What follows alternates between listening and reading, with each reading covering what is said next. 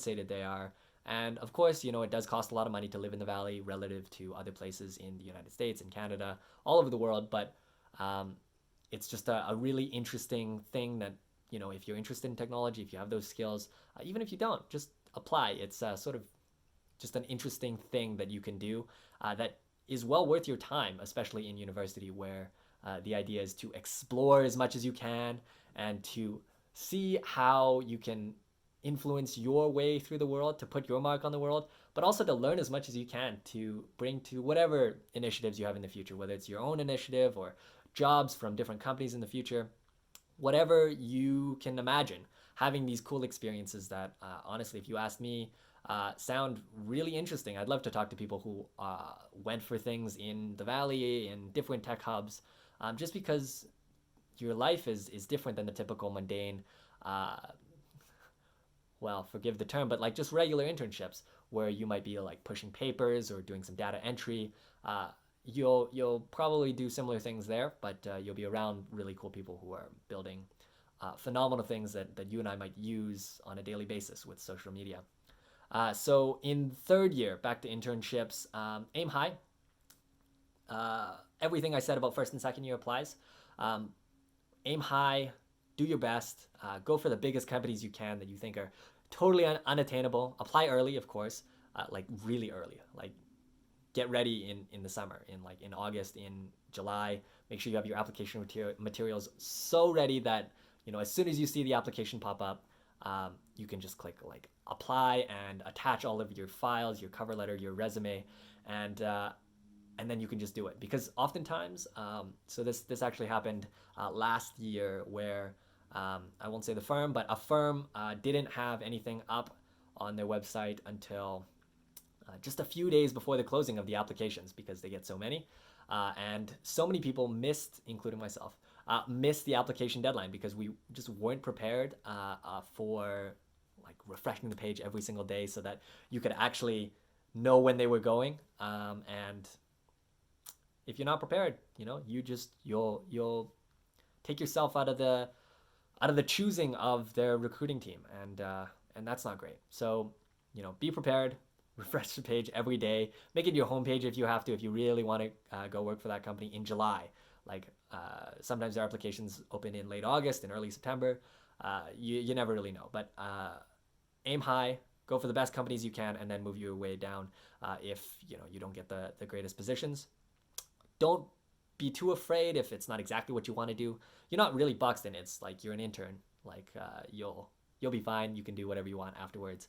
But just having these really cool experiences will shape you as a character. Will make you very valuable in the applicant pool for different companies. If they know who these giant firms are, apply early and make sure that your connections are ready too. Oftentimes at these firms, you'll need to have connections to people in order to get your application pulled, because there's just so many applicants, and so many look the same, right? We'll just say like John Doe has a very high GPA and won this award and is president of this club and has all these numerical experiences on their resume.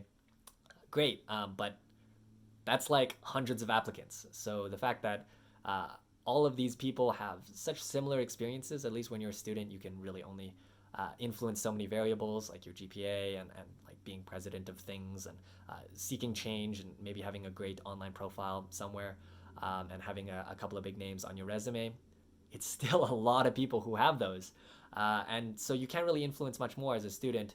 And if you did, like let's say you're a startup founder of something and you have $1 million in revenue, that's going to be pretty interesting. But also you're already a startup founder with $1 million in revenue. Like you could just go and do your own thing. You don't need any of these big companies to grind you to the bone. So that's it for internships. If you want me to make a video on the full-time jobs and how it differs from internships, I can do that as well. But just a little added bonus. This video is getting pretty long, so I might cut them up. But exchange is something that a lot of students who, including myself, in high school didn't really know a lot about. And then you get to university and you start to hear little wisps of this, and maybe you go to the orientation for choosing to do a semester abroad or a year abroad, or even they call them group studies, which is shorter term things. Sometimes they happen in the summer, sometimes they happen over like winter break, or sometimes it's really short, even like your reading breaks in the fall and in the winter semester. These are really great opportunities to experience a different culture and to allow yourself to travel, but still feel educational. So for me, I did a semester abroad in Singapore, and that was a phenomenal experience for me. I left when I was 19, and they started their semester a month early, so my summer internship got cut a little bit short. Thank goodness I found one that was accommodating for that. Oftentimes, they'll bring you in, companies will bring you in as a summer intern to specifically cover a certain role. But this one didn't, and so I was able to leave on my exchange a little bit early. It was a phenomenal experience to experience a different culture. Wow, I said experience a lot. We'll stop saying experience, but the time that you have and the things that influence who you are after your exchange are phenomenal. It's a time where you can be someone different. You can get that fresh start that you do when you first start university, in a different country, in a different place where nobody knows you, and where you probably don't even know what you want to do there. So, by all means, have a look into your opportunities to do an exchange if you're going into Haskell. Usually, if you want to take Haskell courses in the university abroad, they want you to have a business background. In my experience, having the knowledge of how to use Excel a little bit, and just some basic concepts, some basic economics, as well as how a business operates. Maybe just you don't really understand what corporations are and how they work, or basic accounting standards.